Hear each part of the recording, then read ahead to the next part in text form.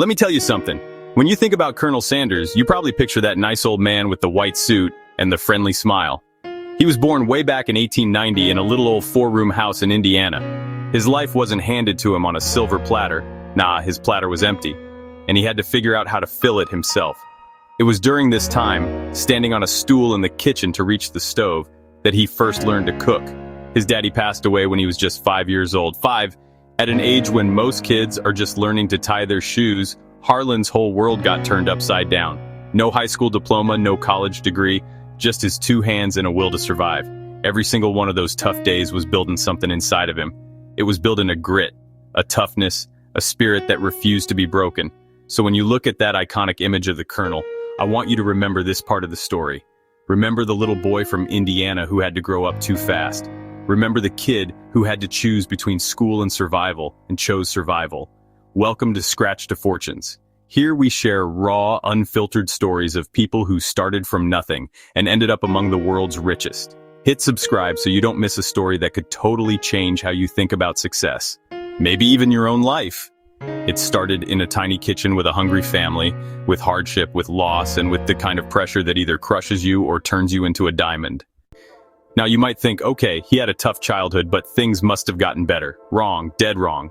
Life looked at Harlan Sanders and said, I ain't done with you yet.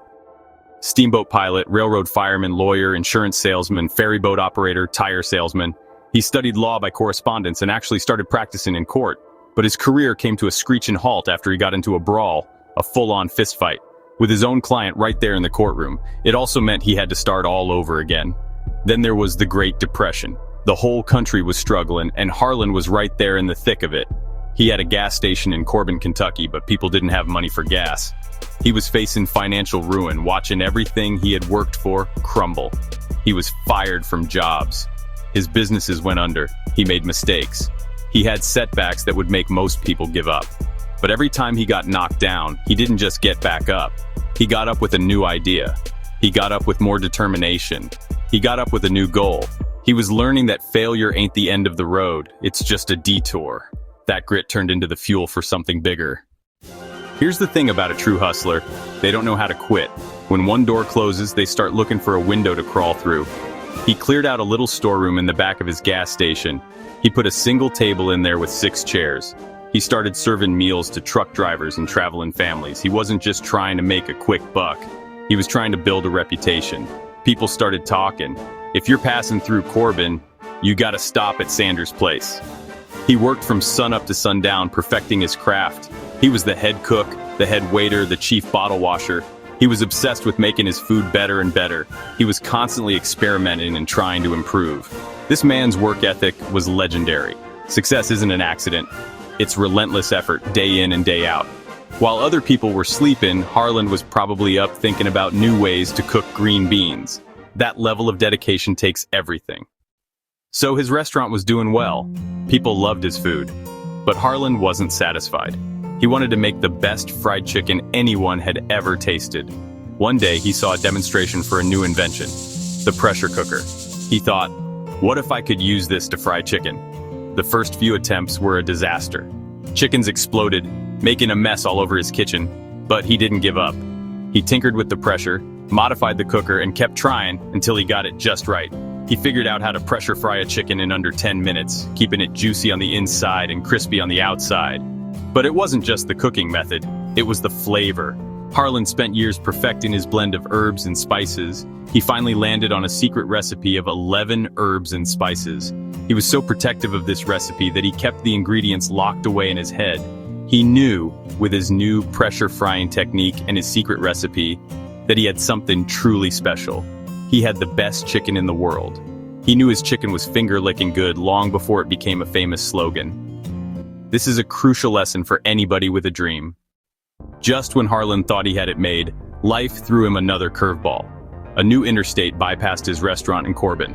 Overnight, the steady stream of hungry travelers disappeared. At 65 years old, Harlan Sanders was officially out of a job with nothing to his name but a small Social Security check of $105 a month and his secret chicken recipe. Now listen, this is the point where 99.9% of people would quit, but Harlan Sanders was not most folks. He got in his car with a pressure cooker and a bag of his secret spice blend in the trunk. and he started driving. He went from restaurant to restaurant, town to town, trying to convince other restaurant owners to sell his chicken and pay him a small fee for each one sold. He was rejected over and over again. People laughed at him. They told him he was crazy. Some stories say he was rejected over 1,000 times. 1,000 no's, but he kept going. For every 100 doors that slammed in his face, one would crack open. The first person to say yes was a man named Pete Harmon in Salt Lake City. It was Harmon who came up with the name Kentucky Fried Chicken and the famous bucket concept. That first franchise was the spark that lit the fire. Within just a few years, there were hundreds of Kentucky Fried Chicken franchises all across the country. He traveled nonstop, promoting his brand, doing commercials, and making sure every single restaurant lived up to his high standards of quality. He turned his biggest failure into his greatest triumph. The story of Colonel Sanders is more than just a story about fried chicken. It's a masterclass in perseverance. It's about the raw, unstoppable power of refusing to give up on your dream no matter what. He faced more adversity in one lifetime than most people could even imagine. He had a tough childhood, a lack of education, a string of failed careers, business ruin. But he never, ever quit. He just kept playing the hand he was dealt.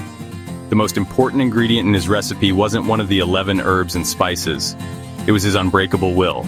It was the grit, the hustle, and the absolute refusal to let the world tell him it was over. That's the real secret recipe for success in anything you do in life. Your dream might not be about chicken. Maybe you want to start a business, write a book, get a degree, or be a better parent. Whatever your dream is, there are going to be times when you want to quit. There will be setbacks. There will be failures. Every setback is a setup for a comeback. Every failure is a lesson. Use them. Let them fuel your fire, just like they fueled the Colonel's. Think about him sleeping in his car, driving to the next town, holding on to the hope that the next person would finally say yes. That refusal to surrender is the reason Kentucky Fried Chicken exists today. Don't you ever forget that. All right, you've heard the story. You've seen how a man with every reason to fail ended up building a fortune against all odds. Now I'm talking to you. Yes, you. What's your dream? What's that idea that keeps you up at night? You take your unique gifts, your own secret recipe, and you share it with the world. You have to be willing to work for it. Face rejection. Get in your car and drive, even when you're running on fumes. Keep pushing, keep grinding, keep believing. Every failure is a lesson, a setup for a comeback. Your journey from scratch to fortune starts today. It starts with the decision to not let anything or anyone stand in the way of your dream. So if this story fired you up, if it made you feel like you can take on the world, then I need you to do something for me, like this video. Share it with somebody who needs to hear this message. And most important, I need you to subscribe to Scratch to Fortunes because we're just getting started. We've got more stories, more inspiration, and more lessons to help you build your own empire. Now go on, get out there and get cooking. I believe in you.